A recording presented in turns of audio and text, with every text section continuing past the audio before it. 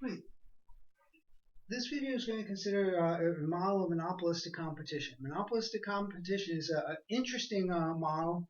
It was developed back in the 1930s by Edward Chamberlain and Joan Robinson. Each sort of independently came up with a model, pretty much the same thing. And what we're dealing with here is a situation where we're in between monopoly and competition.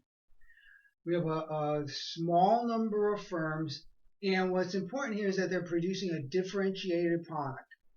Now, by differentiated product, that means that the products of two different firms in this industry would be imperfect substitutes. They're substitutes, but they're not perfect substitutes. If they're perfect substitutes, then they'd be like what we had in the Corno duopoly case, where the firms are producing a homogeneous product and they're perfect substitutes.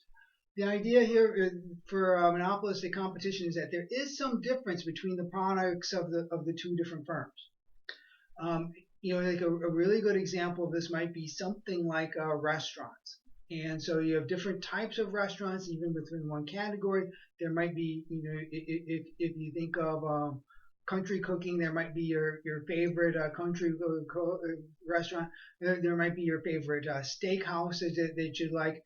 Maybe your favorite Ethiopian restaurant if you actually live in a city where there are multiple different Ethiopian restaurants. And so there might be something like, oh, within steakhouses, you like certain, you like the chef at one place.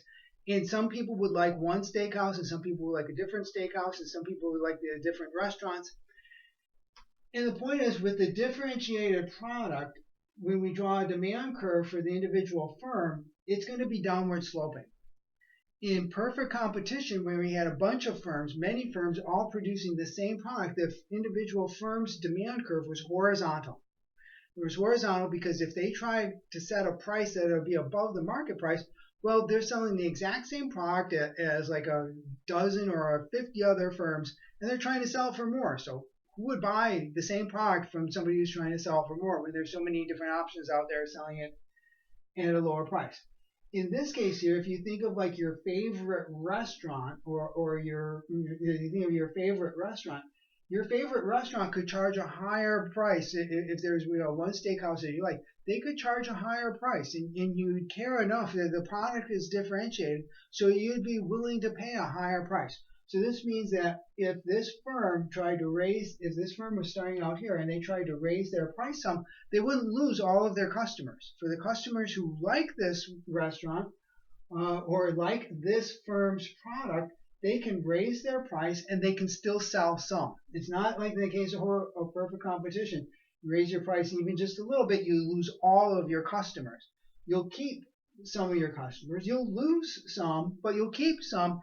And so the product differentiation means that with this imperfect substitute, you can keep some of your customers as you raise the price. So you face a downward sloping demand curve. Now, once we've determined, given this firm's, and this is a diagram drawn here for one firm, so we've got one firm's cost curves on here.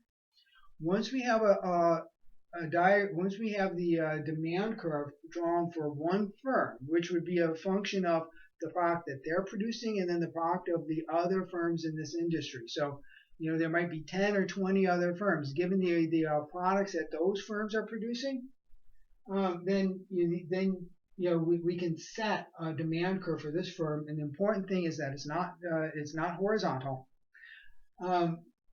But it's downward sloping, and I've drawn it to be linear here. So since it's linear, then we can also draw in a linear marginal revenue curve.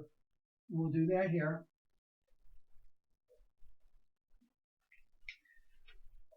And then, once we have this, the monopoly or the model is a little bit like monopoly now. You have a downward sloping demand curve, and again, given what we've talked about this, we've been able to sort of like fix this firm's demand curve, and it's downward sloping. So we draw the marginal revenue curve that corresponds with that demand curve. But once we have this now, it's relatively straightforward. We would set marginal revenue equal to marginal cost, because remember, that's always the rule to maximize profit.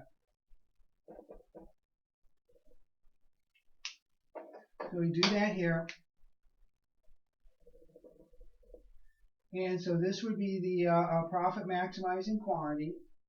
And then the price that this firm could sell their product for, well, we take this quantity and project up to their demand curve and over. And so we would get that this firm, again, this is one of a number of firms in this industry. This firm would sell a quantity Q star at a price of P star. They're maximizing their profit given what the products that all of the other firms in the industry are producing, and I guess also the prices they're selling it, because we're looking at one firm adjusting their quantity or their price unilaterally here. So we have this, and then we could, in this case here, the firm would be making a profit because we can see that their price is above their average cost here at Q star. So the firm would be making a profit, and we could show that as the area of profit in here. And that's really the short run equilibrium. This is a short run equilibrium because this is a model with a number of firms, but there are not, there might be barriers to entry, but the barriers to entry are not huge. So there are no or limited barriers to entry. New firms could enter this industry. So this means that we can't be done with our analysis here.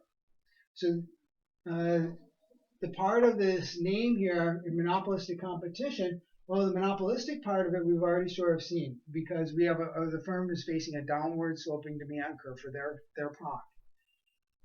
The competitive part is that there are no barriers to entry. And that means that in the long run, if firms in this industry are making a profit, they're making an economic profit, that's a signal to investors. Investors will want to join this industry. The economic profit is a good party. So this is a good party and people are going to want to crash it. Investors are going to want to crash it. They will come in and form new firms. New firms will enter this industry. So if you're in a city where restaurants are all particularly profitable, well, you know what? You'll see new restaurants open up. Is the fact that there are new restaurants.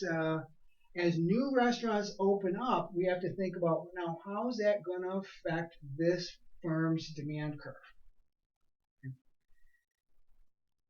Well, the firms are producing a differentiated product.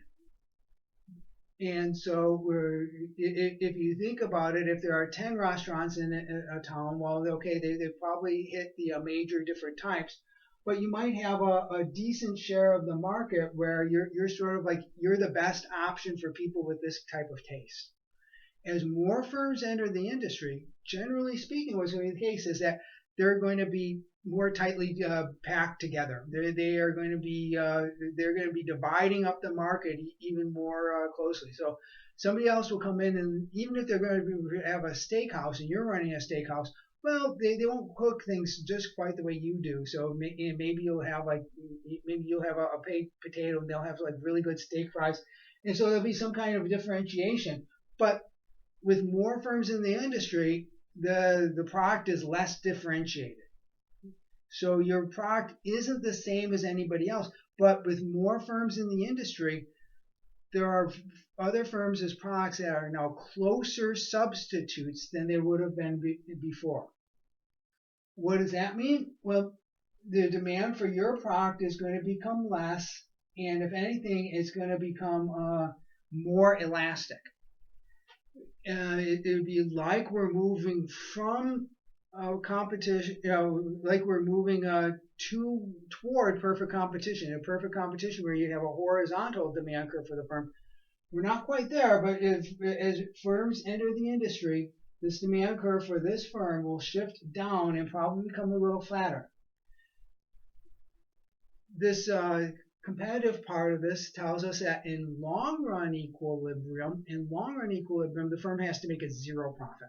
As long as firms are making a positive profit in this industry, there'll be entry. As entry comes in, the firm's demand curves shift down and become flatter. That will stop when the firm gets to a point where they're going to make a zero profit. And so what would happen is you'd have something that maybe looks like this. trying to draw a demand curve that would end up being tangent to